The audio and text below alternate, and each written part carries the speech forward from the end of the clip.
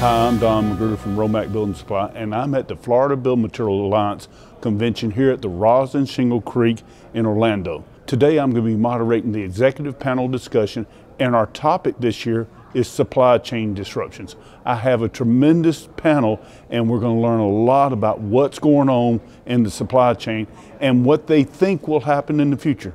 I hope you enjoy it, and please watch the entire video. It's great information.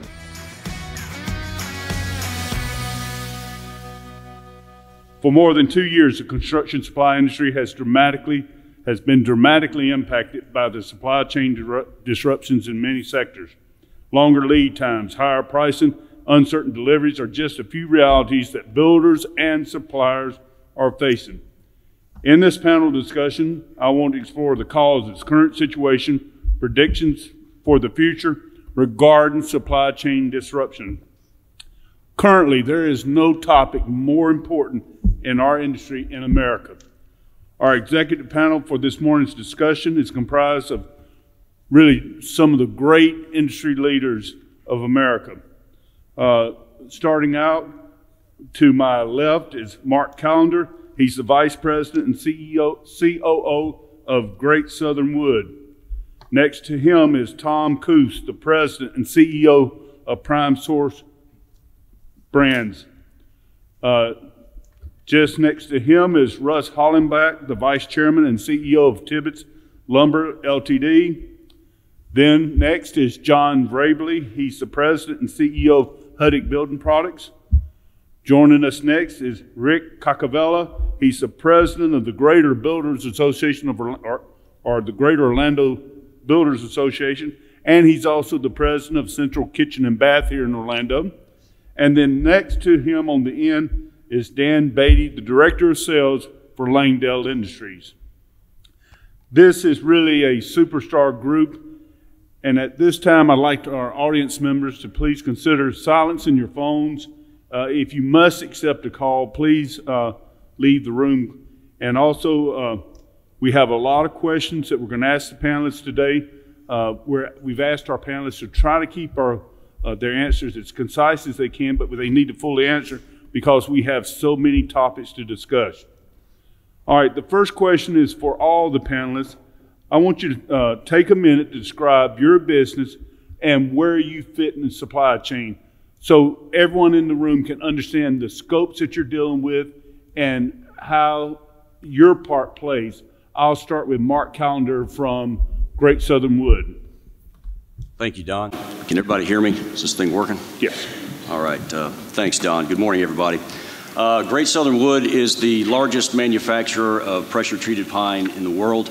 We're probably best known by our brand name Yellowwood and our Yellowwood family of products. Some of our larger divisions include 4 sawmills. We have a large trucking company, Greenbush Logistics. We own and operate over 400 flatbed trucks. Underneath that division is a brokerage division, a 3PL, ocean freight, and a newly formed van division. We have an international division where we currently import and or export to over 40 other countries. We distribute a handful of major recognized brand products like AZEK, TimberTech, James Hardie Building Products. And we have 5 manufacturing facilities that manufacture specialty items like deck specialties, industrial packaging, fence products, things of that nature. So from the standpoint of the supply chain, we start in the forest, the tree, and we go all the way through to the point of sale. That's pretty much where we're at in the supply chain. Tom Koos from Primesource Building Products. Tell us about your scopes and your supply chain. Yeah, sure, Don. Good morning, everybody. Thanks for having me here. Primesource Brands is, for most of you, Primesource Building Products you would recognize. We also have 3 other businesses, Nationwide Industries, which is fence and gate hardware. We own Demora Brands, which is all kinds of cabinet hardware, hinges, pulls, and fashion hardware. And we just recently acquired Wolf Home Products up in the Northeast, which is cabinets and decking, both under the Wolf brand, and they carry some fiber on. We're about $2.6 billion in revenue. We carry everything from import goods to domestic goods, so we touch a lot of corners of the supply chain. We also employ about 335 of our own trucks with dedicated tractors and drivers. We bring in about 25,000 containers a year from Asia. I'm sure that we can talk about that for a long time.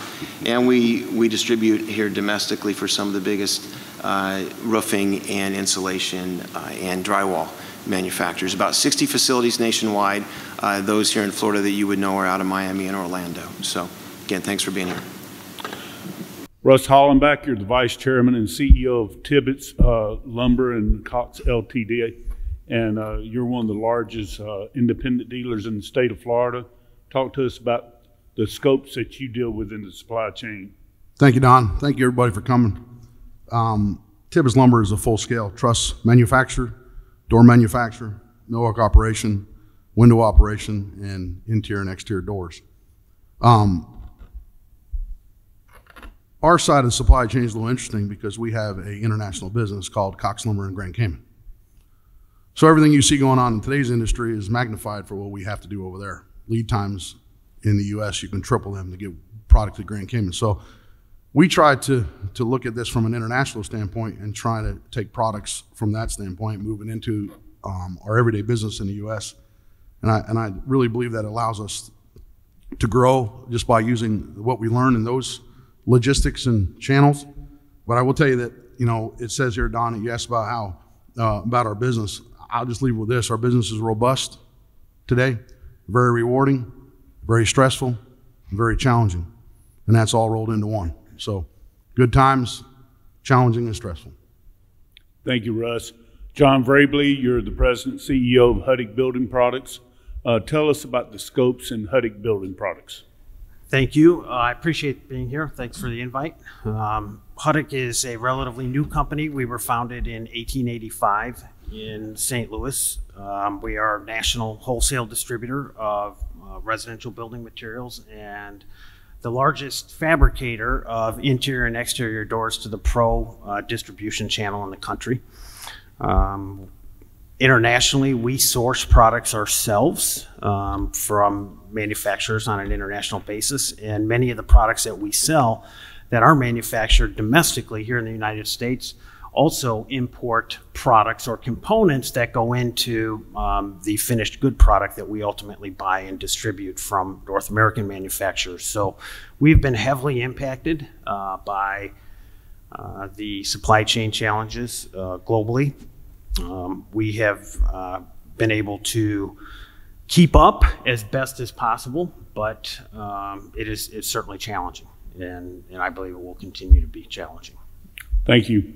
Very pleased to have Rick Caccavello. He's the president of the Greater Orlando Builders Association, and you're also president of Central Kitchen and Bath. Correct. And give us your view on where you fit in the supply chain. Okay. Well, hello, everybody. First of all, my business is 104 years younger than your business. Can you tell? No, just so. But yes, I'm president and owner of Central Kitchen and Bath here in Central Florida. We are a mid to high-end kitchen and bath dealer. We supply mid to high-end design, sales, and installation for builders, remodelers, interior designers, and such. We've been, again, since 1989, but our spot, you know, we're a small business, but the impact of this whole mess on small businesses such as myself has been tremendous. Lead times have, you know, we've 4 to 6 weeks to 26 weeks. Price increases across the board from all of our manufacturers are somewhere in that 25% range.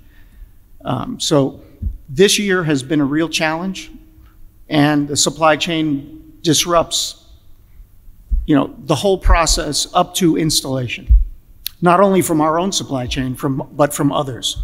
So we can't schedule our installation. But anyway, but we're very busy. That's the good news. And GOBA is a group that you represent our well, everyone in here should builders. Everyone in here should know who GOBA is. We are the Greater Orlando Builders Association. I know a lot of you are outside of our jurisdiction, but those of you that are from here in Central Florida and aren't a member, shame on you. You're here to support your industry. You should be supporting it with membership at GOBA. But we're over 700 strong membership, both builder and associate, and we are the voice for the building industry in Central Florida, and we are definitely probably the strongest association in Florida. So come join us.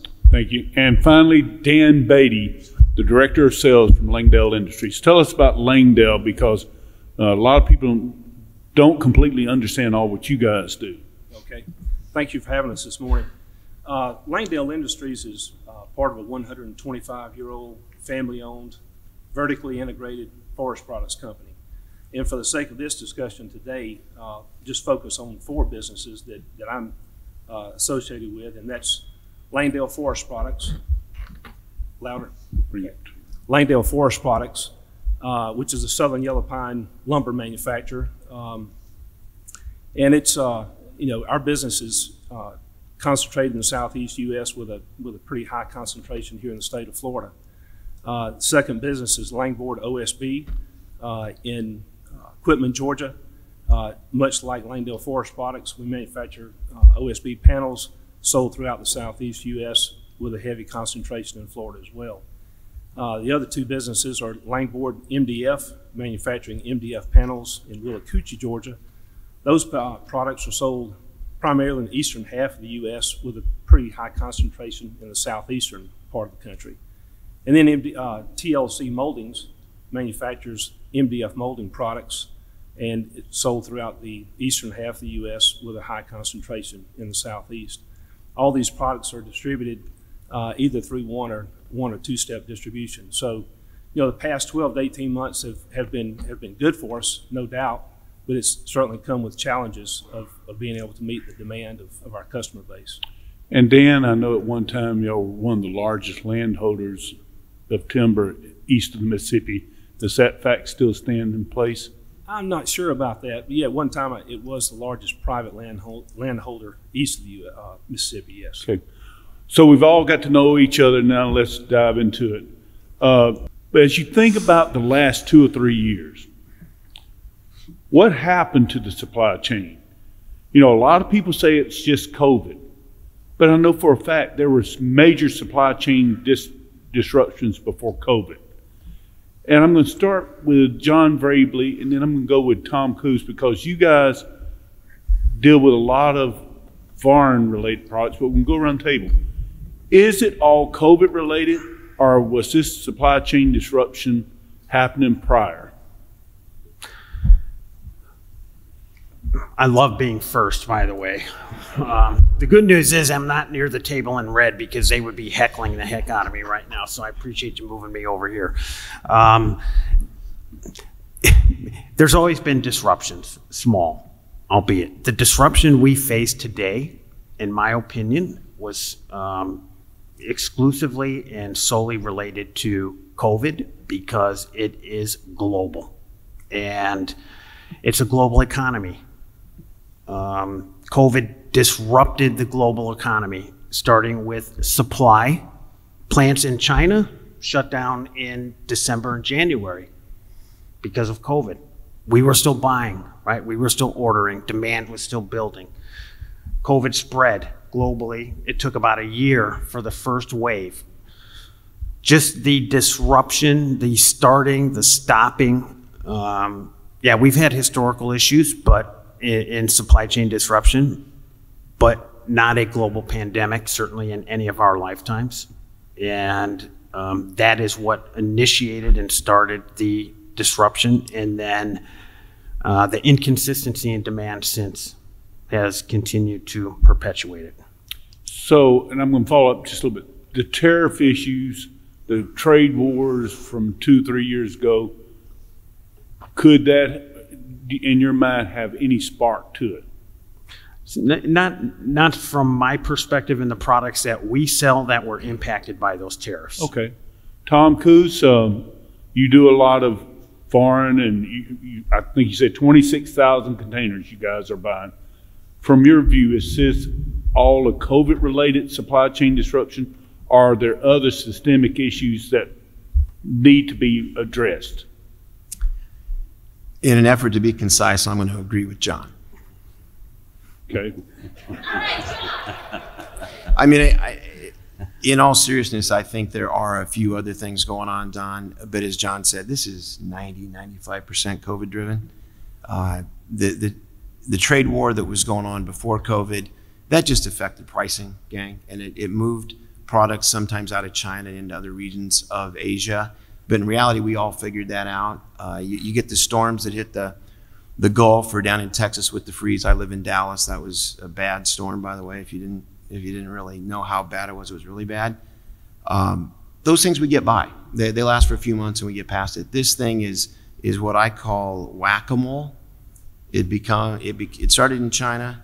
It moved into the rest of Asia. Now it's containers, right, John? You and I can fight about a container if we wanted to.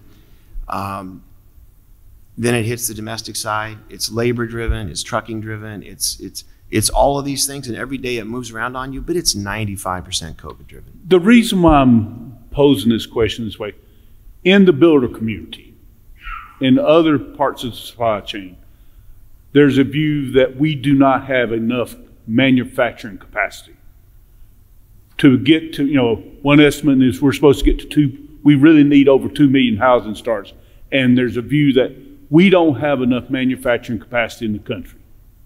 And that's what we're also bumping up. But from your viewpoint, you do not see we're bumping up to capacity. Well, it's a little longer timeline than I think. I think that's a true comment that we don't have enough manufacturing capacity. I've worked in a few industries. One was the power tool industry back in the early 2000s. That completely moved offshore. But that isn't the last 18 months or 36 months. That's been going on for 3 or 4 decades. Does it come back? There's a lot of debates around that. But you still need raw materials from around the world, gang. It's a global supply chain. You can't buy any product today. Maybe, in a sawmill, it's pretty vertically integrated, but you're still buying blades and such from someplace else in the world. So, if that is an issue, Don, that one doesn't get fixed overnight. That one takes years. Well, I'm going to bring it to Mark Callender because you're a manufacturer. You produce. If next year the country goes to 2.1, 2.2 million housing starts, are you going to be able to produce enough treated lumber while having shortfalls? I would tell you that probably the biggest factor that's going to influence that is the ability to get labor. I would tell you there's plenty of trees. We've got the equipment, we've got the infrastructure. But I think the biggest factor we're running into is the short supply of labor. And yeah, I think that from where I sit with these gentlemen too, this is all COVID related for us. It's 100% COVID related. The genesis being when COVID first hit, everybody paused. Production paused, demand paused, everybody went on the sideline. And next thing you know, the CDC guidelines recommend folks stay at home for extended periods of time. So folks became full-time consumers and not necessarily producers. And so as time rolls on, week after week, we find ourselves at home consuming more, and the very workforce we need to produce the products puts a real squeeze, and therefore we can't meet demand. And that's kind of, to your question, kind of how we got here in my view. But I think it's all COVID related. Do I think there's capacity? Yeah, I absolutely think there is capacity to fill a great deal of demand if it's there. I just don't know if the labor is going to be there to do it. Okay. So as you look in your supply chain, am I to say that trees versus equipment, labor's your pressure point? Yes, sir. Yes, sir.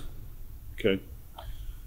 Dan, you guys do OSB, you do yellow pine, you do it all. From your standpoint, is all your supply chain issues when OSB went to $1,400 a thousand and everything blew up, was that all a COVID related push, a demand equation? In other words, you got outstripped at your OSB manufacturers, or is there something we don't know? I've got, I may be wrong, but I've got just a slightly different perspective on it. And I'll go back several years, the last Great Recession, when we dropped down to 500,000 housing starts, a lot of mills were without business, and so a lot of mills closed. Some restarted, some were cut up for scrap metal. So I think as we started rebuilding our housing starts, I think we didn't cross 1 million starts until around 2015. I remember 2012, there being a little bit of tightness in some products that we were manufacturing and selling then, and we had about a 20% jump in housing starts from 2011 to 2012. I think I remember the forecaster saying that we were going to hit 1.3 million starts for about 3 or 4 years before we hit 1.3 million starts. And so I think just the slow growth and the pause that things didn't take off, I think it made a lot of people very cautious in adding capacity. And, we finally passed 1.3 in 2020 last year, and now we've jumped to over 1.5, which is a pretty big jump. And then you throw COVID in there, it caused a big problem. And see, that's the direction I'm glad you're heading down the road. There's a earnings report from West Fraser in May, and they said the United States sawmill market and wood productions equipped for 1.5 million housing starts per year. They would have to add 10 sawmills for every 100,000 housing starts. Do you see a lack of capacity in sawmill and wood production? And if we went to 2 million housing starts next year, do y'all have the supply to handle it? There's been a lot of capacity that's come online in the last year. A lot of capacity is under construction today, and there's more been announced. So I think on the lumber side, not knowing all the numbers, but I think the lumber side is going to be in a lot better shape to meet that demand. I think OSB might be a little bit different. It takes more capital to build an OSB mill. It takes longer to get one up and running. It's a pretty long window from start to finish. And I think the people with the money that want to build those mills, it's a gut check time to make that decision to build, not knowing what the market will be like when you get that thing up and running. Okay. Russ and Rick, and I'll start with Russ, but you've heard the manufacturers, you've heard the worldwide providers talk about their view of it. From the direct supply chain level, and then from the direct builder, what the builders are saying. Do people who sit in Russ Hallenbeck's seat believes that it is all COVID related, or are there other issues? Don, I'll answer your question based off Florida and Florida in general. Let's just boil it down to what it is. Back in March of 2020, there's many companies in this room that were planning on possibly closing for months. We had no idea. We've never seen this before. We never got closed for a virus. So we planned for it. Next thing you know, we're becoming an essential business. Okay, great. What's happening in Florida is something we haven't seen since 2003, 4, and 5. Let's call it what it is. Back in 2012, don't hold me to these numbers, I think housing starts were 27,000 in Florida, around that number. We're probably back to 03 numbers. So not only is it COVID, which I agree with the gentleman at this table, but I don't believe it's all of it. It's a perfect storm in Florida. We have a housing boom that we haven't seen since those years in the early 2000s. And you got to call it what it is. It's that perfect storm of those lines crossing in the sand of supply. People moving to Florida that normally would not move to Florida. It's a new customer that we talk about all the time in our organization. People said they were never going to move to Florida. They are, because of the dynamic that we have. Don't want to get into the politics, but there's a reason why people are moving here. And I think that's a big picture, another big process in it. And the last fact I will say is, back in 2005, I believe, and I know Arlen knows this in the back of his head, but I believe 40% of the manufacturing truss plants are gone. So how do you go from 27,000 housing starts to say, I'm going to say probably 145,000 and have 40% less truss plants? So it is a manufacturing short. There's no doubt about it in the state of Florida. And I know just in the Southeast in general, what's going on just in general in housing in that area. Thank you, Russ. Now, Rick represents 700 builders. You're a small business person. You deal every day, I suspect, with people in their homes, your estimators and designers. Do your builders and do your end customers, believe that all these price increases, all these delays are just COVID-related issues. And if you'll bring your mic close to you, Rick, I appreciate it. Well, I think there's a lot of factors like like we've heard from the other panelists. But let's face it, the vast majority of what we're seeing right now is COVID related. Not just COVID related, but all the outskirts of like you said, the perfect storm.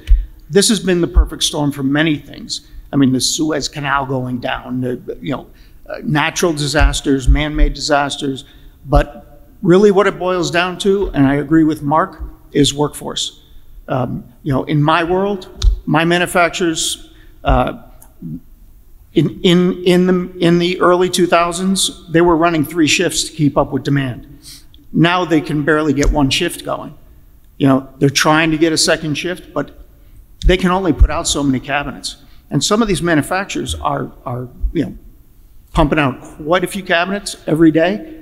But again, when you don't have the employees to run a 2nd shift or a 3rd shift, it makes it impossible. And I would imagine that's how it is throughout the industry. One of my building suppliers here locally told me that they build trusses. He said it's better now, but his biggest hurdle is workforce. Tom, you're now doing cabinets, right? One of your brands. Is he right in what he's saying that you can't get the labor and get the shifts going, or is it supply, labor, or a combination of everything? He's predominantly right in our eyes, but it is a combination. I think you go back to, is it COVID? The labor issue is COVID driven, right?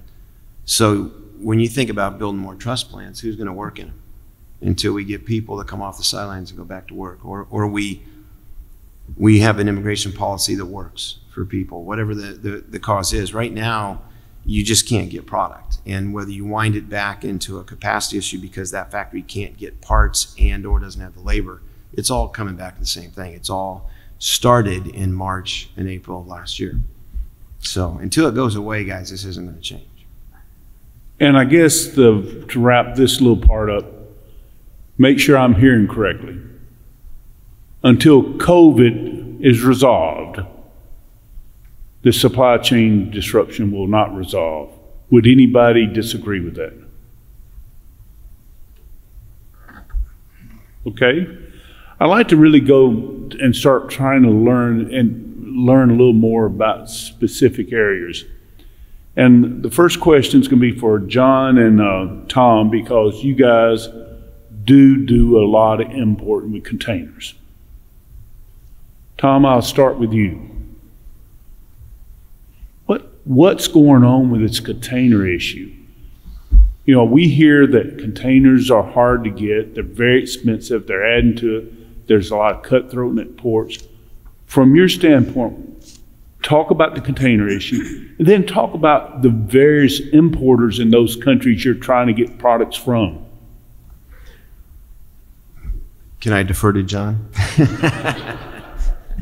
I'll try to make this quick. So the real answer is I'm not sure, because you get a lot of different opinions, okay? What we do know is back during early COVID, some of the steamship lines took capacity offline, and they've been hesitant to bring that back. That's kind of issue number one. And the reason they're hesitant to bring it back is they don't have any legal structure around their pricing mechanism. So you can have a contract with a container company that they literally don't have to honor, which I know would sound strange to 95% of the people in the room, but that's the way that industry works. It's an international maritime industry. So what's going on right now is, I mentioned earlier, we bring in 25 to 28,000 containers. No matter who you are, that's not Walmart. I mean, they're bringing in a lot more than that. But even Walmart can't get a container on a contract price right now. You have to go onto the spot market. And the spot market can be anywhere, and you'll hear the prices, right? You could be paying anywhere from 8 to 25 grand, depending on how bad you want that container, depending on where it comes from. So why is that? Because they can. And why would they stop? Why would they stop? Why would they bring more capacity online They're making money for the first time in the history of that industry. They haven't made money for a long time. So I don't think that goes away for a while. I think you're going to continue to challenge a container. And by the way, when you think about that price, so let's say a year ago, John and I compete in a lot of these categories. We'd been paying, call it $2,000 a container, right? Now you're going to pay 5, 6, 7x that cost. The value of the product in that container may be $30,000. Now with inflation on steel, it's gone up. But you can do the math. These are massive increases, guys. And I'm looking at the heads nod from the red shirts, and I got a few of my guys in the room. Nobody wants to bring y'all 30% price increases. You can just do the math. You're barely covering your costs. So going back to why, you'll hear about the containers aren't coming in, aren't picking up soybeans in Iowa and going back. Yes, you'll hear about port disruption. By the way, that's COVID. It's labor driven again, right? So whatever it is, the container issue doesn't go away quickly. My sense is we're at least into next summer before it goes away. Okay, and we talked earlier, but the COVID issue in these other countries, a lot of people in this room is used to Florida, where people are still moving about and doing things. Right. But in some of the countries you're doing business, they're not moving about, are they? They're not moving about. I live in Texas, so I can relate to Florida. Life is close to normal there. But you get places like Vietnam. For a while in Vietnam, the governmental rule was you can go to work, but you can't go home. So you have to stay at the factory. If you go home, you're quarantined to home. So their capacity goes down. Now, the port system in Vietnam completely shut down because of that, so you couldn't get a container out. I think it was Thailand for a while. Container didn't leave there for 2 months, something like that, or very few containers left. So as you bounce around Asia, Taiwan's on lockdown. Taiwan and China are not fond of each other, in case you haven't been following that. So there's just a lot of, you can't travel. Your sourcing teams can't travel. I've been to Asia over 50 times in my life. I haven't been there for 18 months. So it just kind of compounds on itself. It's a mess over there, and it won't go away for a while because they don't have the vaccines either, right? So they can't get rid of it. So, John, are you running across similar products, and do you see other pressure points from this overseas market? Because once again, most of the products we sell in this room has some source from overseas. Yeah, I'm going to return the favor, and I agree everything that Tom said. It's we started being a public company. We obviously report quarterly earnings. We do investor calls, earnings calls. We started talking about supply chain shortages in July of 2020. We began experiencing it in the second quarter of 2020 and began talking about it in July of 2020, and it has only gotten worse since that point in time. Argued internally about using the word chaos to describe the global supply chain. And it is chaos today. And there is no one thing that you can point to. There are two things. I literally just read a very detailed report from September 3rd that basically said over the course of the past 18 months, not one thing has improved in the global supply chain. And as of last week, every single aspect of it is worse than it was April 1st of 2020. And it is an intertwined and intertangled mess of a variety of components, again, depending on which country you're talking about. And there were two consistent things. It didn't matter if you're talking what continent. Two consistent things that continue to come up across the entire globe. The impact of COVID and a lack of labor. And a lack of labor, there's a lot of reasons depending on where you live, right? We believe, I won't say we, I believe that once the federal backstop or the federal supplement to unemployment ends, that will help us, our labor issue. And my fingers crossed, I know hope is not a strategy, but that will help us. But if you live in Australia, they get one COVID case, And guess what? They immediately go back into lockdown. Their labor issue is different than our labor issue. Vietnam, talking about shutting down the port, or you got to live at the plant or you got to live at home. They have a different labor issue than what we have. But it is consistent across the globe. It's COVID and labor. No matter which port you're looking at, what country, why is the supply chain so disrupted and chaotic today? Now, Mark Callender, you guys export, correct? How would you describe the export market being an American company exporting out, and what challenges are you seeing, and where's the flip side from the other side of the world? What are they feeling? So from our point of view, I know you didn't ask about import. The import side of what we do is a lot less container intense.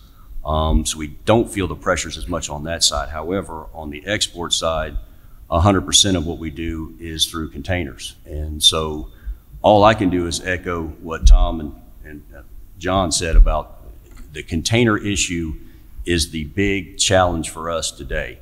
And that is the inability for us to get containers. And it's not about the price, it's not about the money, because whatever you pay, it's an auction for those containers. So it's not a money issue, it's a can you actually get the physical container to ship? And that's what's restricting a great deal of our ability to export products right now. I don't know so much about what the other folks are feeling on the other side, other than the demand is there. We just don't have the ability to grab the containers to get them the product. This is a quick question for everybody. Let's take COVID off the table, because I think we've sort of agreed COVID. But as you think about your business and the pressure points, what's the one pressure point that you think if you could resolve today, you would resolve? And I probably know the answer. Mark, what would that be? Labor. Yeah, it's definitely labor. Russ? Labor and a few windows. John? Obviously labor, but also the lack of reliable data and information to make decisions. Rick? I agree, labor. But I think one of the main things is we don't know what the workforce is thinking. We don't know if they want to come back to work, how much it's going to cost to bring them back to work. Are we going to lose them to the highest bidder? There's a second side to the labor issue that, employers,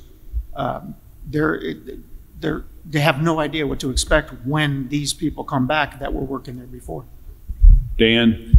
I would say labor, like everybody else, and go a little bit further, and it's tied to labor, and that's transportation. Today, being a forest products company, getting the logs out of the woods, getting them harvested, transported to the mills, processed, and then shipped back out, there are problems all the way around the chain today that we haven't seen before, and it all does go back to labor as well. Gonna move the topic. Go ahead, Tom. If I was going to throw a wild card in beyond labor, it's inflation.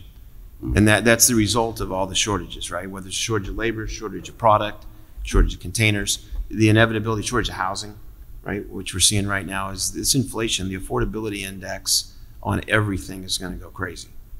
And it's not going away. Because if you can't get more production, as you asked about, you can't get more labor to make more production, there's nowhere for the cost to go. They're going to sit high for a while, and it's got to slow something down, gang. It's got to slow something down somewhere. I'm going to ask you a crystal ball question because every one of you said labor. I want your honest answer from this. When do you think this labor issue is going to resolve? And I understand hopes and wishes and dreams.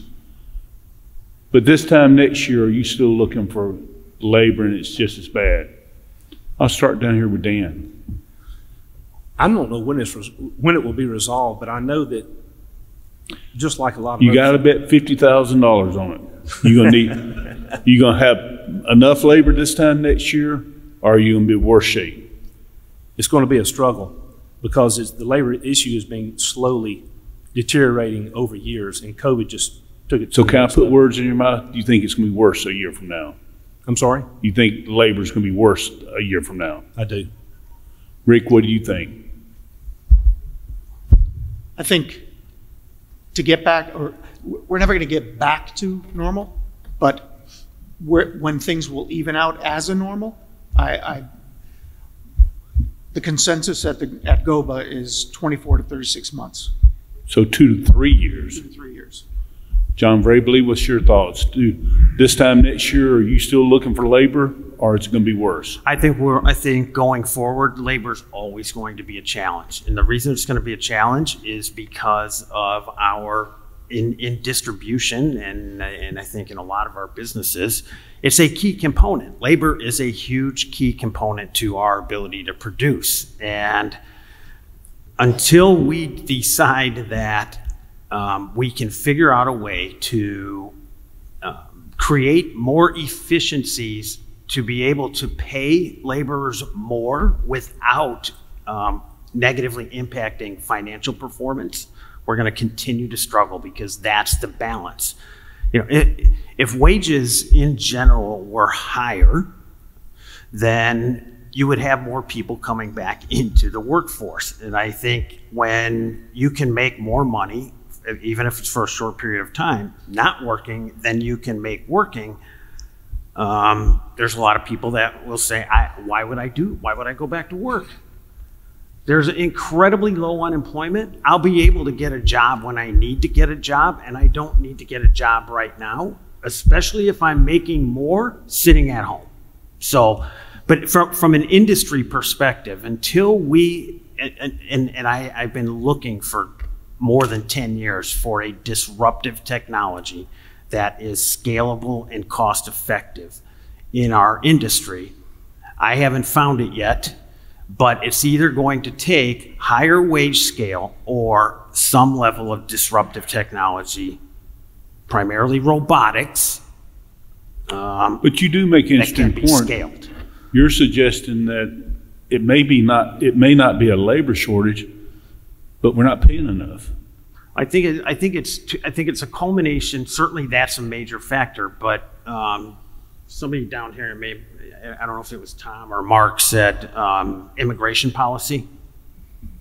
It's another factor, and there's nothing that I'm aware of that's going to address that or fix that issue in the near term. So I don't ever foresee us as an industry being very heavily reliant on skilled labor. I don't ever see it being a non-issue. I understand. Or not challenging. Russ Hallenbeck, this time next year, you're going to have all the people you need at Tibbetts, or you're going to be in worse shape? I don't see it getting any better in any short time. Don, I will tell you this though: before COVID happened, everything in the United States rolls with trucks. There was a shortage of truck drivers before COVID even happened. Bottom line is there's a shortage today. I'm not sure how that problem is going to get fixed. I'm not sure how we can have a 24-year-old kid coming out of college who wants to be a truck driver. It's a bigger problem than what we see. Everything in this country runs by tractor trailers, and I don't see that going away anytime soon. So everything's compounded now. Some of it may go away, but in the short term, I don't see anything going to get fixed quickly. Tom, Koos, do you think this time next year the labor issues are going to be resolved, worse, or better? I don't really have a lot to add to the panel, Don. I would tell you it's just going to be more expensive. That's the one thing I do know. I don't know if I have enough of them, but they're going to be more expensive. And Mark, from your standpoint, any thoughts on the labor issue? I don't see any relief coming, and I don't think it's necessarily right this minute a wage issue, although higher wages will come into play. Eventually they have to. I just don't think there's enough people who want to come to work. And I think that's a real challenge now, and I don't see that getting better in the short term for sure. We're going to shift a little bit towards wood commodities. We've focused a lot on imports and all that, but the big news for the last, since August has been wood commodities pricing. And let's be honest, wood commodities, for the most part, are not put on a container.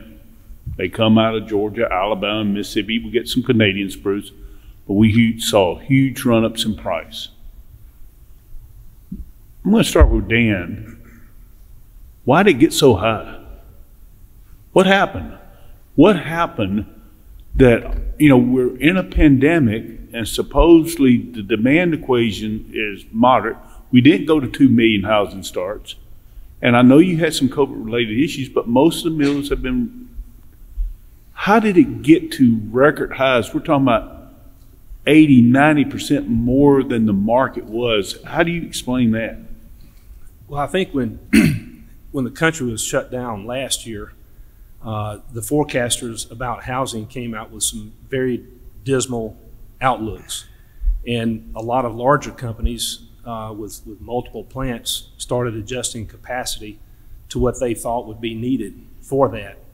Of course, the downturn in housing was not as steep as they predicted, and it came back a lot faster than they predicted.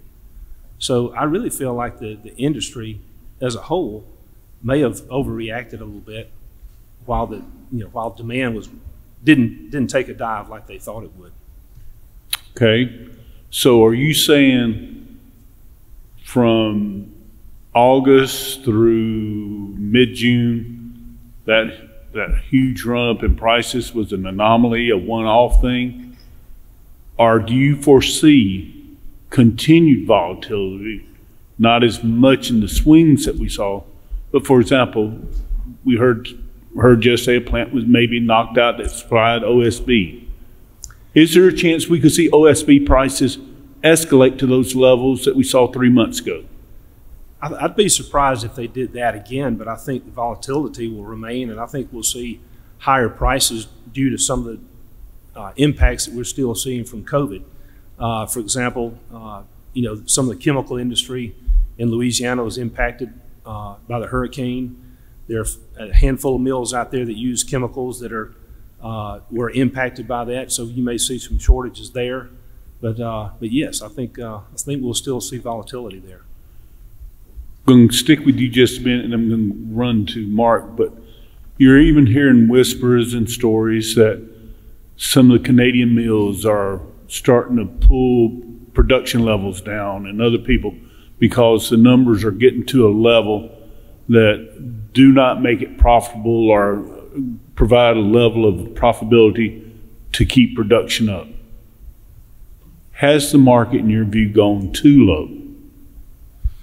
That's hard for me to answer. Not having a single mill like we do, but of course that is a business decision. When it reaches a level that they're uncomfortable with, it's their decision to make adjustments to meet the demand and try to keep a profitable level that they're happy with. Thank you, Dan. Now, Mark, you're in a different situation. I know you're vertically integrated. You got some sawmills, but you also have to buy a lot of pine on the markets. And I know I don't want to put words in your mouth, but what I understand, these increases in prices and the shortages really affected your business too. First of all, what do you think happened in the lumber pricing over the last year? What caused it? And if you can tell us what you think happened, where do you see this going, and do you think this volatility continues? Wow. I think Russ made a point a few minutes ago when he said a perfect storm of things. Clearly, the way the market ran, actually every market, I think the lumber market got a great deal of attention over this past year because of the prices. They typically don't ever get that high. But the prices in everything ran up, and the shortages ran everywhere across all products. I don't think it's sustainable by any means. I don't think that, I won't ever say we'll never see this happen again, because it actually did happen. But I don't think it's sustainable no matter what. I think that eventually the market always finds a level point, and I think it will do this right now. Are the prices too low right now? I could argue those two will only last so long. So this swing we saw is an absolute anomaly. I just don't know what the new normal is going to be, but I don't think it'll be at the levels we saw. Okay, if you say COVID resolves by the end of the year, and COVID resolves for sure by March, and the housing really cranks up, we go to 1.718. Do you think we come close to those numbers, or those numbers are just pipe dreams that we'll never see again? You talking about the housing starts? I'm talking about price numbers, cost numbers. Random Lengths number. Oh yeah, I certainly hope not. I don't think it's good for anybody for prices to be that high. Not even for a short period of time like we saw. I think that absolutely puts a lot of pressure on the consumer, and the consumer is the one that will dictate production every time. Can I ask a little bit about stumpage? What do you think the long-term pricing on stumpage is, as far as, do you think it's going to be higher or lower, or do you see that being flat? Any opinion on that? Me? Yes. I think it's going to be higher. I think it has to be higher because the price to produce anything and everything continues to climb. I don't think it'll get, if it gets to where it was, it won't last long, but I absolutely think it's going to be slightly higher. Dan, do you think stumpage is going to be higher? I agree with Mark. It's already taking place as we speak. And I think there are even regional issues. For example, South Georgia right now has received about twice the normal rainfall that it normally does in a year. So, of course, that makes it harder to get in the woods, get trees out. So it's having a large impact there right now. Dan and Mark, if you had, we're going to ask another question. It's just opinion. But if you had to bet $500,000 on the lumber market this time next year, higher or lower? Lumber and OSB. Dan? Where it is today? Where it is today. Higher. So you think we're actually probably too low now? I'm sorry? Am I to imply you think the lumber market's too low now? Yes. I agree. Mark? I agree. So here's the next question. How much higher? Russ really needs to know. That I don't. Airdrop it, Mark. Yeah, I really don't know where to level off at. But again, it goes back to what I said a minute ago. It almost has to be somewhat higher because, again, the cost to produce in every area of our business is up, and that has to be passed along. So yeah, I think we can expect a little higher prices. All right. I'm going to go to Rick and Russ now. You've heard the lumber guys talk. And they're wonderful dancers, aren't they? Russ, in your view as a supplier, and you're buying from mills and such, what's your confidence level that we're going to see some stability in pricing, but what's your confidence level that we could see this continued volatility and how it affects your builders? Well, I mean, what's your view on it after hearing these guys talking, plus what you see every day? Don, I'd say it's a supply and demand issue. What's going on in the southeastern United States, I don't think we're going to see anything really normal. I want to sort of dive in that a little bit. You've been a little bit more bullish on demand. Well, the whole, and I think, and I'm not saying right or wrong, the other guys are talking about COVID and labor and all this, but you seem to say there's a demand equation or a tsunami of housing that's coming that we're not prepared for. I don't want to put words in your mouth, but you seem to be a lot more concerned that demand's going to drive the boat in the future. Is that true or false? Absolutely, it's true. I mean, it's back to my perfect storm comment between the labor situation, what's going on here in Florida. It's unprecedented what we've seen here in the last 5 years and what's going on now compared to where we were. I think there's a lack of manufacturing available in many different areas. So, but it's not just Florida. I think that a lot of these major lumber mills are situated in right dead center to southeast, so it affects the entire southeast. But, hey, we're in the right state. I know everybody in this room has probably had banner year. I would challenge everybody there. We're lumber guys, so we like to complain. When 2002, we're up here complaining 2012, there's 28,000 housing starts. Now there's 150,000. Things are pretty good. Business is good. It's just challenging. We survived the beetles. We survived the spotted owls. We're going to survive the pandemic. It just makes things a little bit more difficult. We have concrete block shortages. We have window shortages. In Florida, we got houses sitting all over the place with no windows in them. All our competitors in this room know the same pain. That problem ain't going away anytime soon.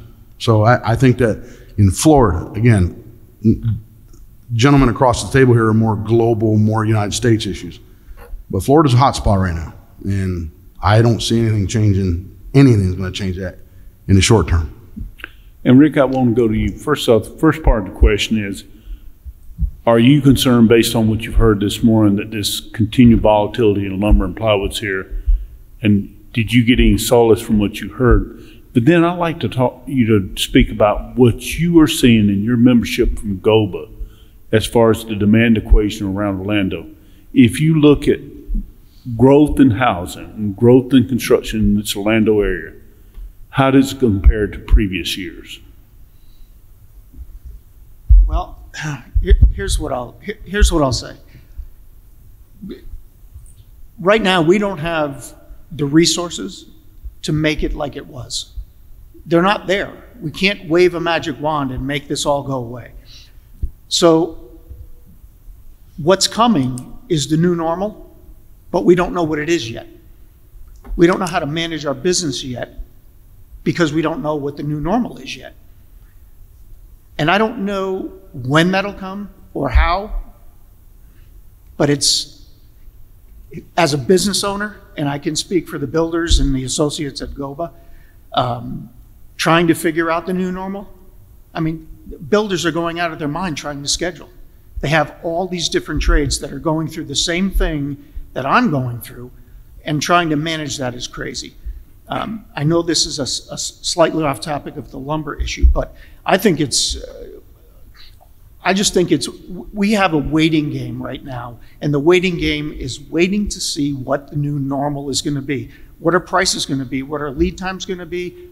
All those issues, the containers, the truckers, everything, and we keep beating this horse. Russ, you're right. The perfect storm has happened. We've never seen it before. It's impossible to predict what's going to happen. Sort of like to pose a question. I want to talk to you about your view in housing and construction demand. But I want to preface this. One article says the country really needs to be 2.122 in housing starts. But then you read the West Fraser people, we're maxed out at sawmills at 1,000,005. In the next year or two, do you see housing starts growing exponentially, or do we hit a level and it stops there because we do not have the labor and production and the lead times go out? And I don't want to make your own answers, but I'd sort of like to know, what do you think about the demand equation as you see it and your company sees it? And I'll start with Mark Callender. As you look out and you're looking from Great Southern Woods and you're looking at construction starts, housing starts, do you see that, how do you see that demand equation? I think a very important piece of that home construction, when you talk about housing starts, I think you have to talk about repair remodel as well, because that is a huge piece of demand as far as we're concerned. So from the housing starts, you know, all the key economic indicators and the things we see from in our industry points to continued strong demand and good numbers. But we also, on the repair remodel, I think you're going to see continued increases in demand on that side. And that probably influences our business more than anything. I know that housing starts influence a lot of things these guys do. So I think that's a big piece of the equation. Overall, I think demand, short term, and of course, nobody really has a crystal ball. We're trying to have these answers. But I think overall, short term, I think we got reason to be bullish a little bit on both of those segments. Tom, how do you see this demand equation playing out? Do you think we can continue to grow it, or do you think we bump up against stuff? And then I'll even throw it a little curveball to you. How do you scale your business if there's a chance you could top out in demand because Russ Hallenbeck can't get more houses built, his contractors, because windows are 40 weeks out? Yeah, the second part's a little tricky. I'll come to that last. I'm going to agree with Mark and ski in his wake a little bit here. The repair and remodel market is going to be good because whether it's a labor issue, an affordability issue, we can't forget affordability.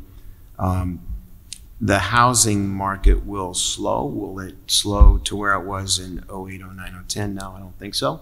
I think we'll keep up with that. But a few numbers here for you to kind of digest.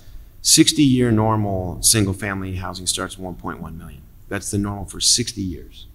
Now, population growth is slowing, but we have more people than we've had for 60 years. We went as low as 450, I think, 475 in 09. Would it tell you that the 1.3, 1.4 million, when you take the pent-up demand that's been built over the last 15 years, is legit? Yeah, it would. You can get there in a heartbeat with your numbers on just single family, which takes it up to that 2 million with multifamily. So the demand is going to be there. The supply is not going to be able to keep up. Pricing is going to go up, which means people are going to go back inside their homes and remodel. You have more equity in your home, you can't afford a new one, you go remodel it. So there's certain spaces, and I like kitchen and bath a lot. I think that's going to be a category that's very, very good for a long time. I still like the outdoor space. That's why we just bought a company that does cabinets and decking. New housing starts, I think, is going to be a bit bumpy. I just do. Over time, I go to a... Can I ask you, why do you think that? Well, one, you can't build them, and two, they're too expensive. Okay. It's already happened in pockets of the country. I think Florida, per Russ's comments, I think Texas, there's going to be markets that are just in fuego, right? Are you starting to see some markets slow because of pricing? Absolutely. Or is it because of supply? Well, they're related. You can't separate the two, right? Okay. You've got demand coming in that wants a home. You don't have enough homes, so the pricing goes up, right? And so it's going to slow because at some point in time, a starter home can't be $750,000, right? And that's where you're seeing.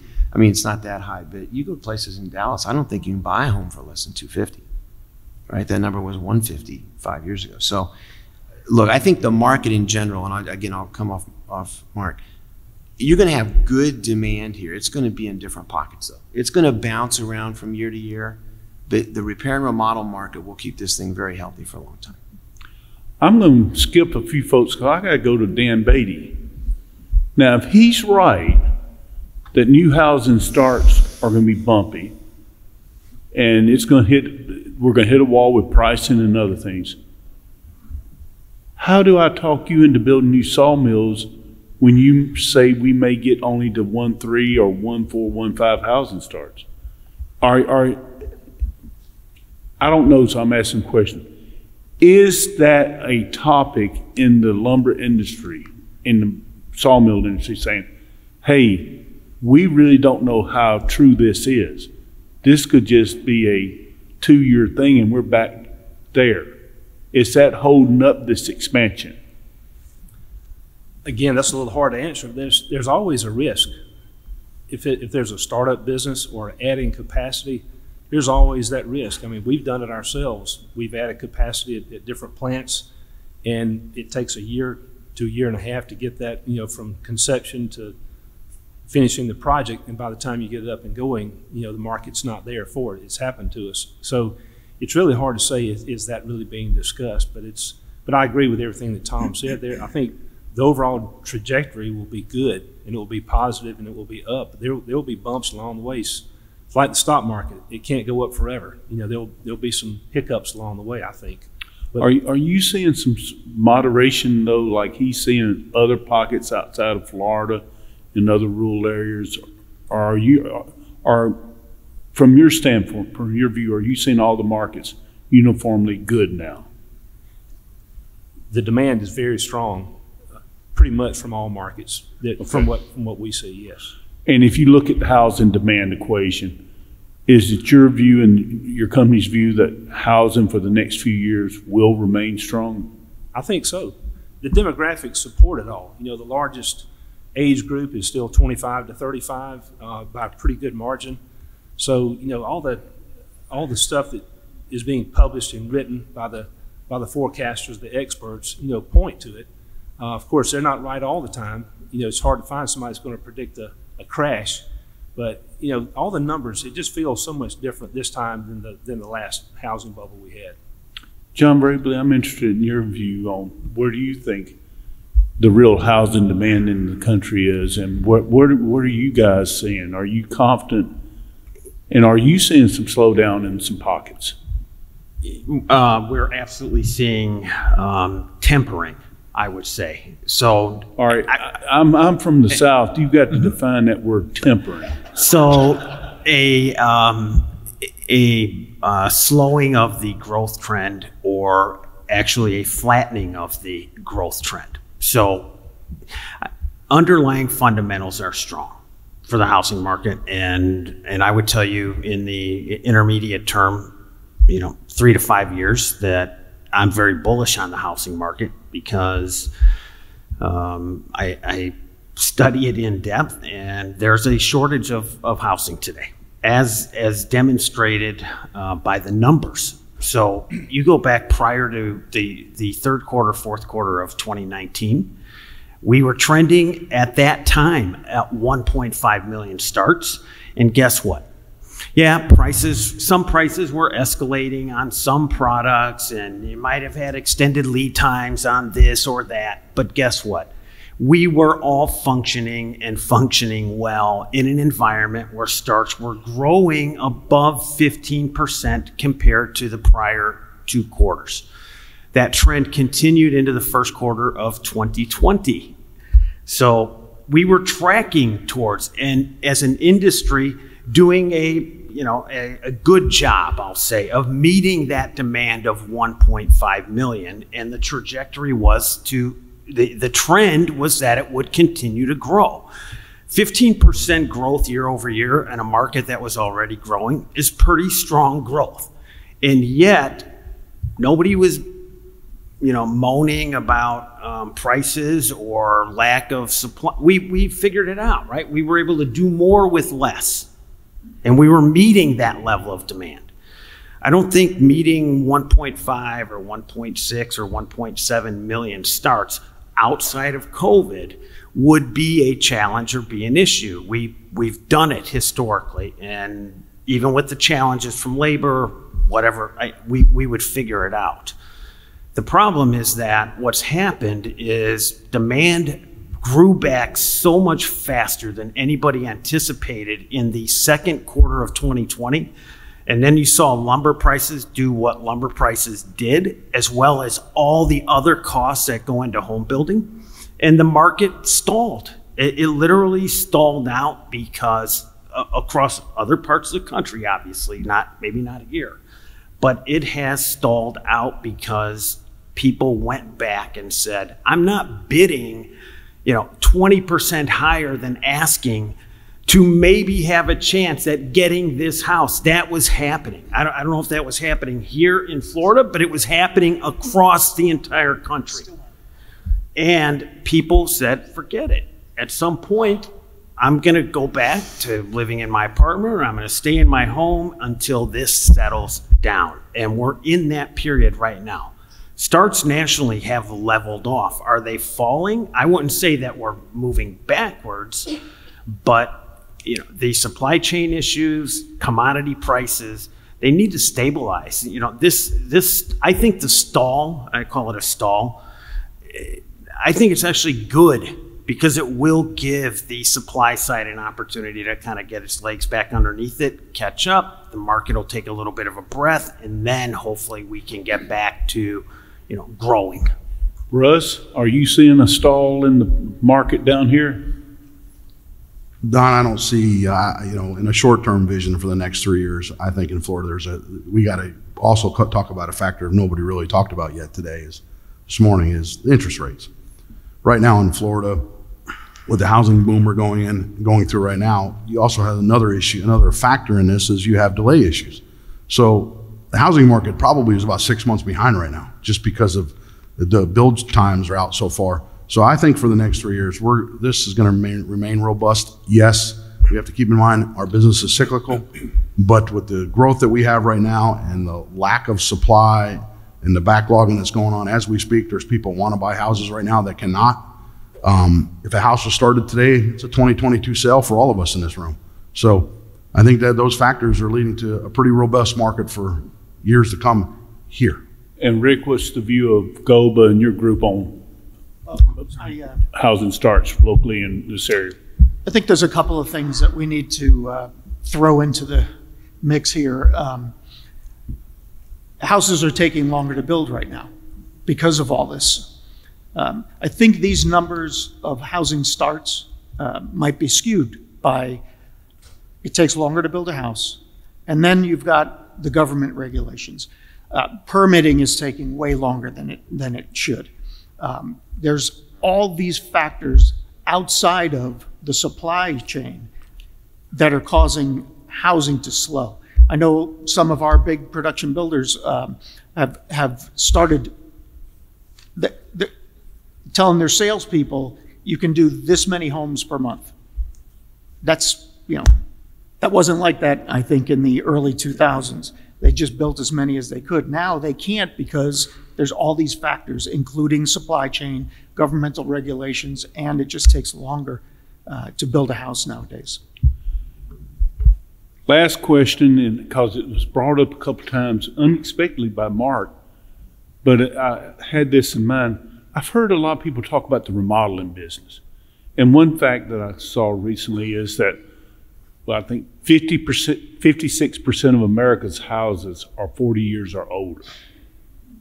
How big do you view this remodeling opportunity? And do you foresee that as a bigger part of your business? And just take about 30 seconds because we're very close on time, but give us your thoughts of this remodeling equation, because you are right. We a lot of times just focus totally on new homes. But it seems I've heard the word remodeling a lot in that R&R business. Mark, would you care to share your views on that? Sure. Obviously, for pressure-treated lumber and the products we make, the outdoor living space is a very big market for us. We have probably seen, and I'm sure, again, we've talked about this COVID-related, the attitudes of folks today, staying at home, doing more at home. We've seen a lot of success and additional volume based on outdoor living space items. I don't know how long it'll last, but I know folks are looking at the repair remodel and their homes differently now than they ever have. The prices of things, the cost of things, it's a lot more economical for folks to do smaller projects with their existing house than it is to do great big projects or build something right now. So Tom? In terms of remodel, I think it's strong. Good. Oops, sorry. Just real quick, we're going to run down on remodeling. Yeah, I wish I had this exact stats in front of me, Don. But the repair, so it's repair and remodel, right? Remodel is kind of the kitchen. You want to make something better. Repair is a whole other game, right? If your roof gets ripped off, you don't get a choice. You got to repair it, right? Might be an insurance claim, but that market's about 6 times larger than the housing market in spending. So that's why we focus on that side of it. Russ, how are you looking at the remodel market? Don, that's part of our success. We've focused on that for years, so we're reaping the benefits from it. It's right now it's about 15% of our sales. So it's always been a major segment of our business. John, I know y'all have done a lot of pre-finished doors and you're going down that road. How big is that remodel business for your group? Well, so I'll go back to 2006, and in around 2006, 90% of our revenue as a company was driven by single-family new home construction, and 10% was a hodgepodge of other stuff. Today, the repair, replace, remodel is more than 35% of our revenue stream, and it's not because we've de-emphasized the sale of products towards new home construction. We've just overemphasized the repair remodel market. It's not nearly, historically, it's not been as volatile. It is significantly higher volume than residential, new construction. So it's been an important part of our kind of transformation over the last 10 years for sure. And Rick, your business is remodels and kitchens and bath. We do. Let me ask you a question. Do these guys next to you know what they're talking about? Is the business that good? Business is good. Right? Remodeling compared to a year ago or a year and a half ago, I would say that remodeling inquiries have gone up probably 35%, somewhere in that range. It's interesting. And a lot of people that had planned on selling their home and buying a new home in the market, they're starting to rethink that because of the volatility in the numbers. Because if they sell their house for a number that they think is incredible, really they're going to make a lateral or less move unless they get into a bidding war and if they can find another house to buy. So they're remodeling instead of moving because the value of their home has gone up during all this. So the equity is there for them. All right, and Dan, do you have anything to offer on that subject? I don't have a lot to add, but I do think that remodeling has not gotten near the attention that it probably deserves. In spending some time in Charlotte, North Carolina recently, just riding around looking at houses, it seemed like almost 1 out of every 5 or 6 homes had a porta potty out front where there's a construction crew working there. So it's huge. Thank you. At this time, I'd like to thank our panelists. Y'all are awesome. You did a tremendous job. I'd like to thank everybody who attended today. Great information. Thank you so much.